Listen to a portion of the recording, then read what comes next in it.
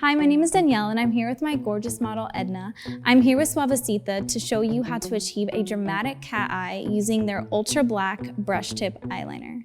So let's get started.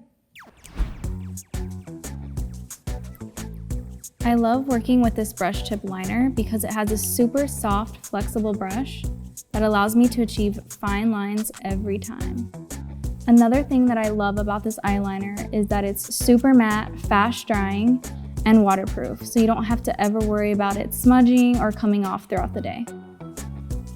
Some people, I feel like wing liner is super hard for them to achieve, but my trick is I like to make one straight line from the corner of the eye, and then you kind of cut that line right in the middle and just bring that down to the center of the eye, and then you can start filling in the rest at the end.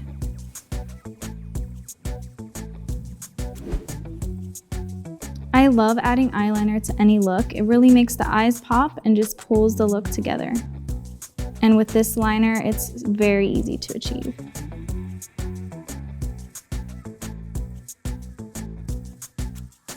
So this is the final look using Suavecita's brush tip liner. Thank you for watching, and don't forget to hashtag Suavecita Beauty so we can see what looks you create.